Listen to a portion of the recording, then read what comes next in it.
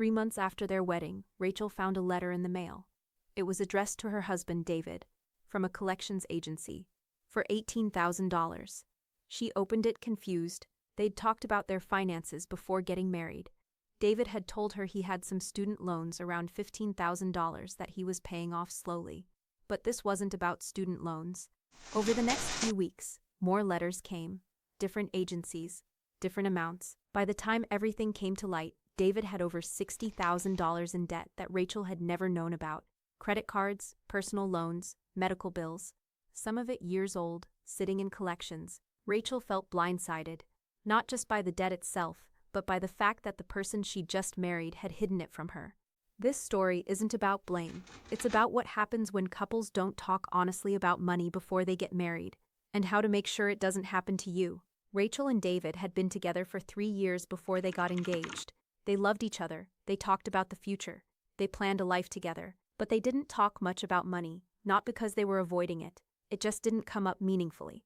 They split dinners, both worked. Money wasn't an issue day to day. When they got engaged, Rachel brought up the idea of discussing finances more seriously. David agreed. They sat down and went over the basics. Rachel shared her salary, student loans, credit card debt, and savings.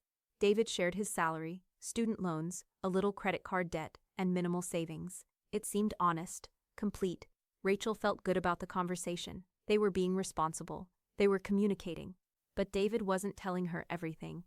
David wasn't trying to be deceptive, at least, not consciously. He was embarrassed.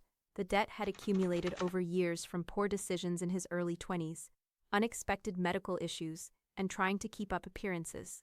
By the time he met Rachel, the debt felt overwhelming. He'd stopped opening the letters. He made sporadic payments, mostly ignored it, and told himself he'd deal with it eventually, but eventually never came. When Rachel asked about his finances, he panicked. He didn't want her to think he was irresponsible, so he minimized. He told her about the student loans, a small amount of credit card debt. He told himself it wasn't lying, just not sharing everything yet. He'd tell her later. Once it wasn't so bad, but then they got married, and later became too late. 3 months into their marriage, the first collections letter arrived. Rachel opened it by accident. She thought it was something else. $18,000. A personal loan she'd never heard about. Already in collections, she was confused. Maybe a mistake? Identity theft? When David came home, she showed him the letter.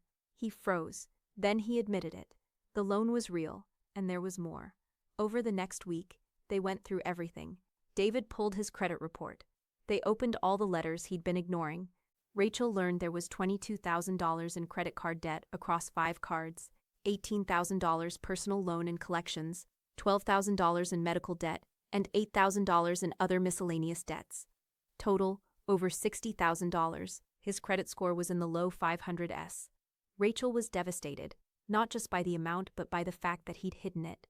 Rachel felt betrayed. "We talked about money before we got married," she said. "You looked me in the eye and lied." David tried to explain. He was embarrassed, scared, didn't know how to bring it up. But to Rachel, those weren't reasons, they were excuses. She'd been honest. She'd trusted him to do the same. Now, 3 months into marriage, she realized she didn't know him as well as she thought. And worse, his debt was now her problem too. Here's something many people don't realize. When you get married, you don't automatically become responsible for your spouse's pre-existing debt. David's debt was still legally his. Rachel wasn't obligated to pay it, but marriage financially ties you together in ways that make the debt your problem, even if it's not legally yours. Joint accounts can be vulnerable. Bad credit affects joint goals, even where the law says it's not your responsibility. Real life says otherwise. Before we go further, if this way of explaining money is helping you, subscribe.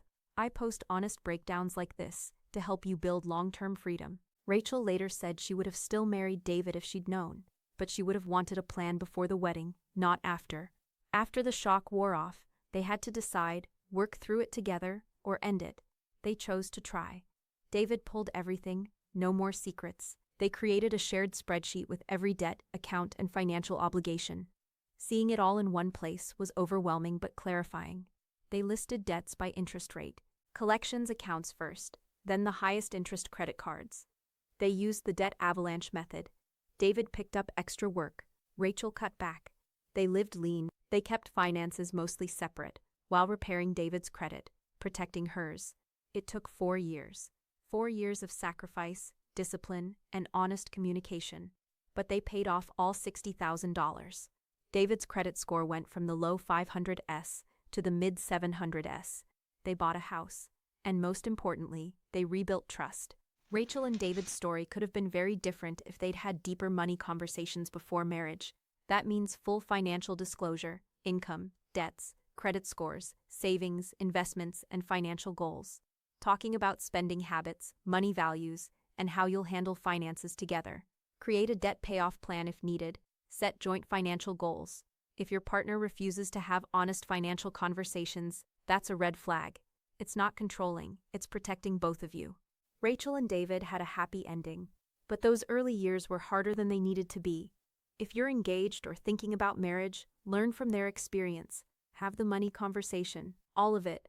Pull credit reports, share debt, talk about goals. Not romantic, but necessary. Financial surprises after marriage don't just cost money, they cost trust. Don't wait until after the wedding to find out who you're really marrying financially. Do it now. Honestly, completely. Your future self will thank you. Thanks for watching. I'll see you in the next one.